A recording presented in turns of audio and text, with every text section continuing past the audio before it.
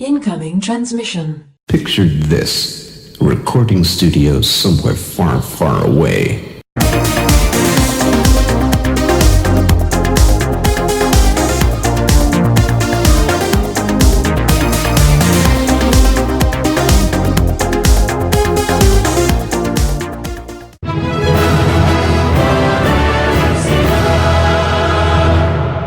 Welcome, Watchers of Illusion, to my Castle of Confusion on the 4th of August 2019.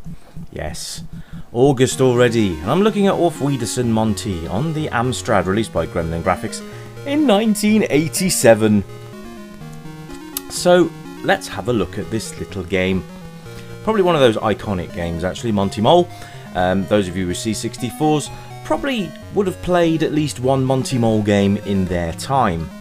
I don't actually remember which one in the series this is, but there was a few, like Monty on the Run and Auf Wiedersehen Monty, and there was a fan-made game, Monty's, what was it? Oh, there was another Monty game quite recently, actually.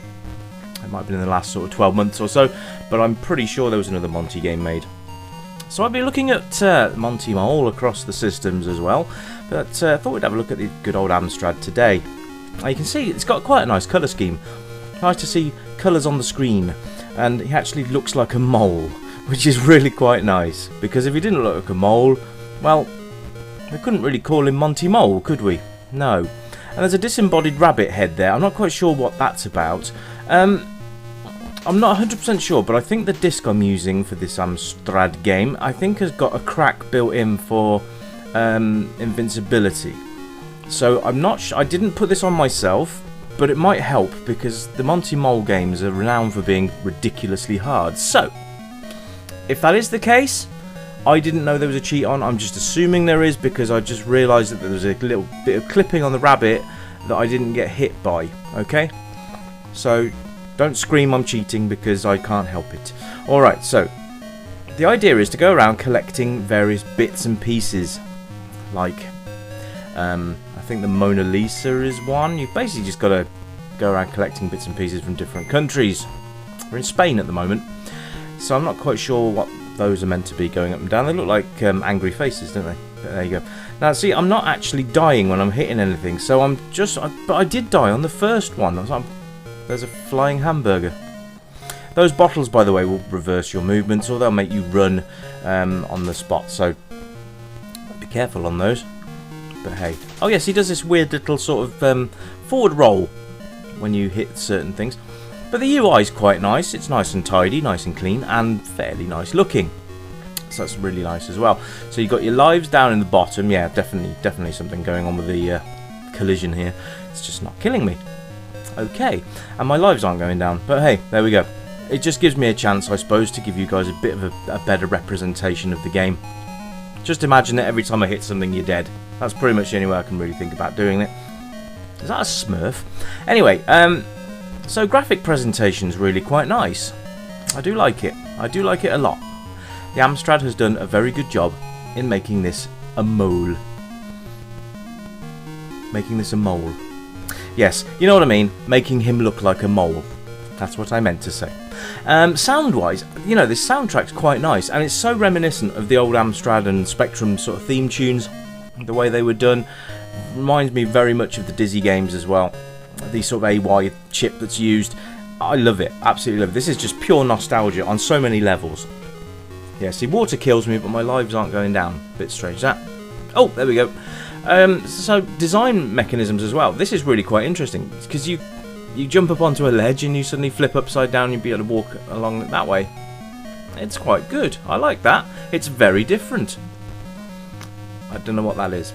Now, you're supposed to get a certain amount of money before you can head off and get to the next zone, I think.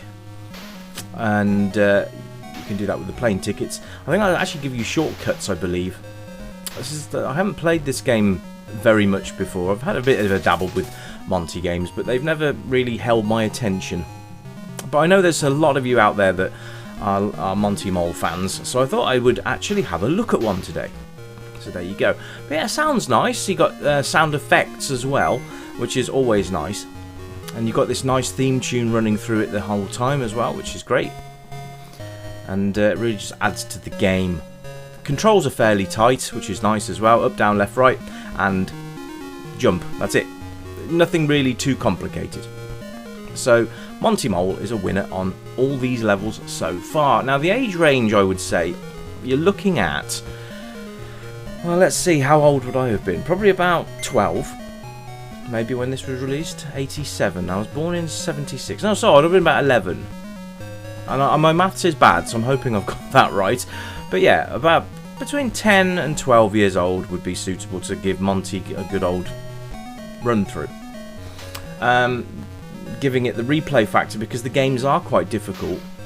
I would recommend putting some sort of cheat code in if you can, because otherwise you're not going to see much of the game. It actually takes a lot of skill to get anywhere with the Monty games. So there we are. I'm sure it just killed me then, but hey. So I can't go any further that way. And just finding your way around sometimes can just be a bit of a pain in the backside, but there you go. It's obviously a side-scrolly, well, screen-by-screen platformer. A bit like Jet Set Willy and Manic Miner sort of thing. In fact, not too far away from those two particular titles, actually. But instead of Jet Set Willy, you've got Monty Mole, which is lovely. The playability is great. I mean, I'm enjoying this. Despite the fact there's cheats on, I'm a bit disappointed by that. But at the same time, look how many times I would have died. Excuse me. I don't know where that came from. I would have not been able to show you very much of this game without getting frustrated. So I suppose you've got to take that into account as well. But it's fun, and you know, there's a lot of games out there that rely too heavily on graphics these days. There's one thing I love about the retro era is that games had to be playable. They had to be fun, because you couldn't save them. Well, we're talking sort of the Amstrad and the Spectrum in particular here, but there were no sort of save states. You couldn't just save a game and then pick up where you left off. Later games came out with sort of password systems and bits and pieces like that, but you couldn't really save your game on tape and then replay it and all that stuff. There were certain games that allowed you to save to tape, but there weren't very many of them. So it just made more sense, really, to make the games more enjoyable. Treasure Island Dizzy, for example, you start with one life, and that's all you get for the entire game. So they had to make it so that you were going to stick at it. Now the gameplay elements are very important, and the Monty Mole games are very good fun, if not a little frustrating, just to get to grips with the whole sort of system. And I'm just meandering around the screen at the moment, just trying to fill it out a bit so you guys can have a bit more of a visual feast, because it is a very, very pretty looking game, and that's really nice.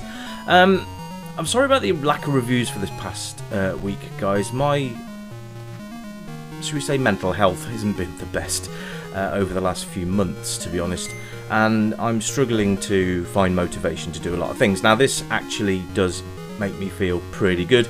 I love hearing from you guys. It actually perks me up quite a lot. So if I disappear for a while, don't worry, I am actually getting reviews done. It's just that getting the motivation to get them done is a bit of a struggle at the moment. But hey, those of you who are in a similar position will understand completely. But I'm going to try and at least get one out a week, because it's progress for me, it's something positive in my life. So I will be continuing with the review, or retro revival show, because I really enjoy doing it, and I like seeing you guys commenting and interacting with me on the comment section. So thanks for everyone that does that, by the way. You do make a difference, so thanks very much for that. Also, for all of you tuning into the show in general, it's really, really appreciated. I don't do this show for myself. I do this for people that appreciate retro games and generally non-scripted shows, because I tend to find that if a show is scripted, it can sound a bit robotic. I don't pull off a scripted show very well at all. So it's just free form. I know I repeat myself sometimes and I stumble over my words and such, but that, I think, is part of the charm of the show. Anyway, guys, that's it for me for this time. I'm thinking Jim Power on the Amiga might be next, so stay tuned, and I'll be back very soon with a brand new review. You keep it retro, and see you next time.